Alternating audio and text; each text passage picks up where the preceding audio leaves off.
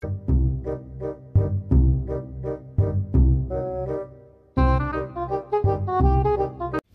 guys, nandito naman ako. Bumalik ako sa aking farm. Asyop sa kalit. Oh, nag-harvest na kami ng aming watermelon. Meron din. Hada kalas, hada stowy, ulama stowy.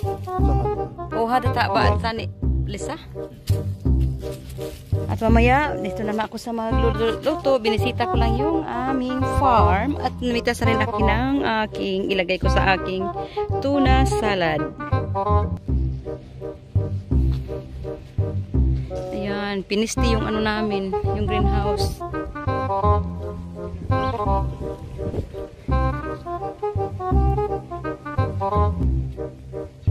Hello, good morning. Ito yung tinatawag na good morning. Yung bulaklak na good morning siya. Ayan. Woohoo!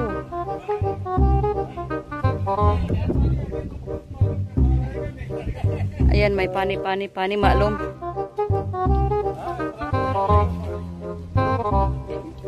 Hada mal government, hada may mahali matjari. Mijari? Oh, hada mal beetroot. Fi beetroot. Ashuf Khalid. Labas sagir mo, yumkin may jahas Khalid. Hada jahas? Wow. Ano ba sabi tambak alhin? Guys, welcome back ulit sa aking kusina. Nandito na naman ako dahil sa ilang araw kami na natili doon sa bahay ni Lula kasi na-excite kami. Charot. Hindi, kasi kanina nagliwaliw ako sa aking farm. Uy, Donia. Dahil yung amo ko tumawag na something wrong daw sa greenhouse. So, nakita ko naman na may mga uod or whatever. At tinanong ko yung gardener kung bakit. Sabi niya, napasukan daw ng uod. Sabi ko, asan na yung in-spray ninyo? So, wala siyang magandang paliwanag. So, ayun. Ang ginawa ko is para hindi ako ma-HP sa kanya. Ang ginawa ko ay namitas ako na spring onions at ang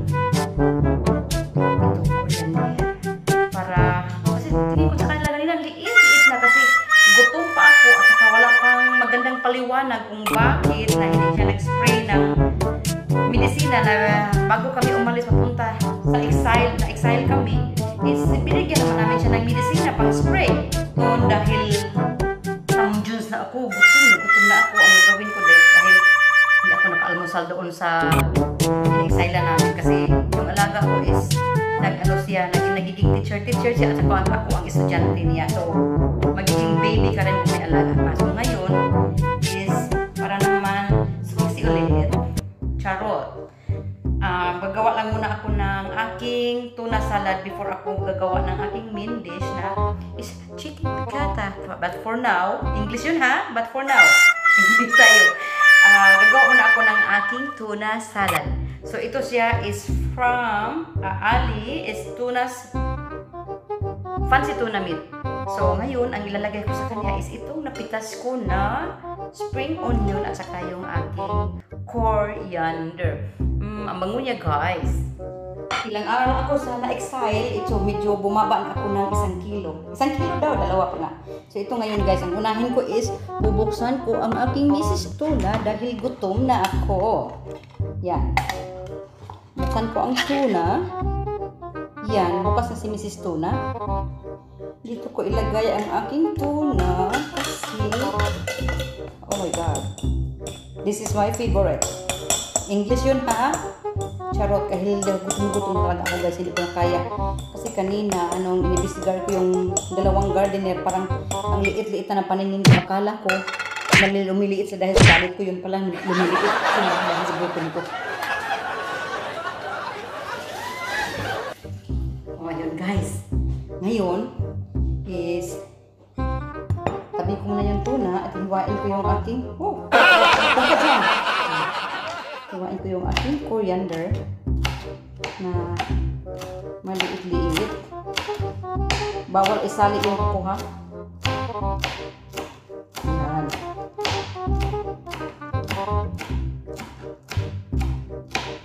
Tapos ko na nahiwa ang aking coriander.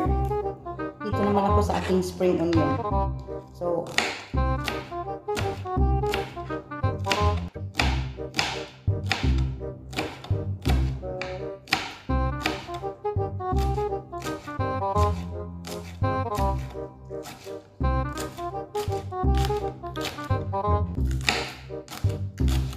ang dami po pang gagawin dito guys. Inuna ko lang yung pagkain talaga kasi namilipit na talaga ako sa gutom guys. So, yan. Bago ako babalik doon sa garden na another instruction doon kung ano pa ang gusto kong malaman kung bakit nagagano yung garden, kain muna ako para pag na high blood ako, may lakas akong manampal. Charot, hindi ako nanampal joke lang yun, hindi ako nanampal never. Mamamarel lang ako. Char. Joke lang yun guys ha. Nahiwa yung aking coriander at saka yung aking spring onion, ilalagay ko na siya sa aking tuna. Joke lang yun guys kasi ano, para pagpawala ng high blood ko ba.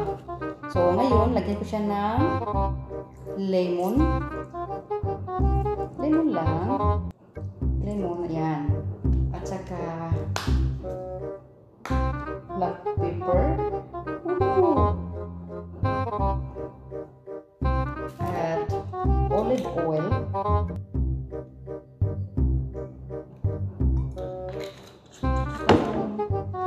Kunting asin. Kunting asin lang guys. Kasi ano. There we go. Para hindi siya masyadong maalat. Ngayon guys, lalamunin ko na siya kasi gutom na ako. At babalik pa ako doon sa aking asyenda. Charot. Kasi hindi pa kami tapos sa aming pag-uusap kung ano talaga ang dahilan na nakapasok ang mga uod sa loob ng greenhouse. Ang hirap talaga magiging amo.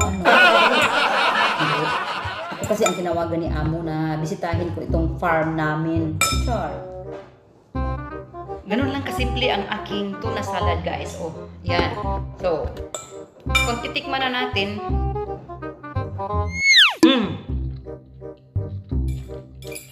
heaven guys, heaven. So, ayun. Dahil sa ngayon lang kami nakabalik sa farm. So, medyo malaki-laking trabaho ngayong araw na to. Mag-i-inspection kung saan-saan. At saka mamaya inspeksyonin ko yung mga papaya, yung aking ampalaya, yung aking malunggay. So, sa ngayon lang, lamon muna ako kasi pag nainis ako sa isang gardener, yung hindi taga dito.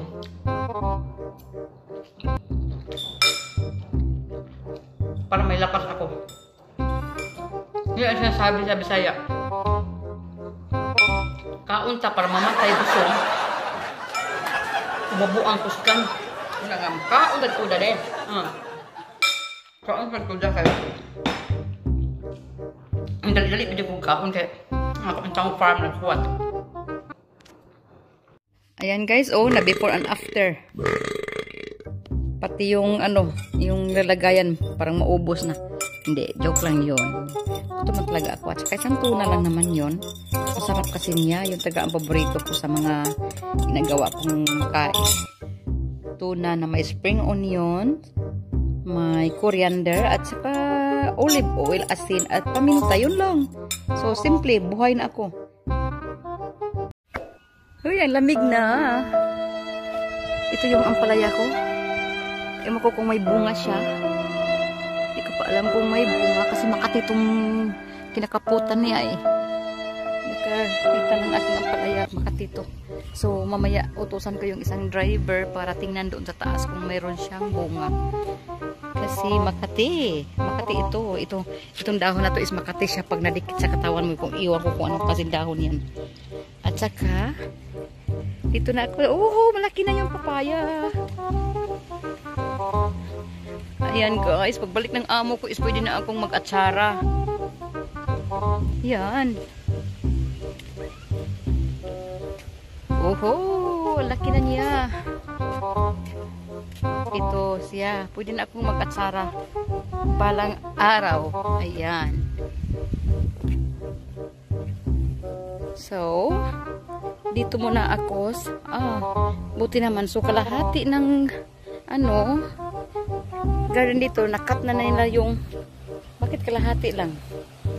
May ipapaliwanag na naman sila, bakit kalahati lang? Kasi, yung aming mower is, hindi pa siya gumagana. Kasi parang may kulang. Nagre-renta muna sila, at saka itong nirerintahan, tumatakbo ang oras nito. Charot. Ganoon naman talaga eh. Tumatakbo ang oras, so kailangan na niyang ano na niya yun. Let me see, may malunggay. Oh! May talong na namatay. May talong na buhay. At saka, let me see, may malunggay here. Oh. Inuod ka rin? Ay, hindi naman.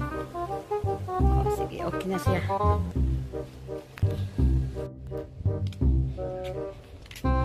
Ito, masarap nang gawin siyang tea. Ito yung aking jasmine tea. Sarap niyan. Magpakulo ka lang ng tubig at ilagay mo siya. Yan, jasmine tea. Ito walang silbi, wala siyang bunga. Nandoon yung mga garden here. Ayun. Tingnan ko lang mamaya doon kung anong nangyari. Ayaw ko muna pumunta sa ngayon kasi nag-harvest pa sila. Yan, pina-harvest ko muna para dalhin ko doon sa kabilang bahay. Iba talaga guys, no? Pag mayaman, uy, giangkon.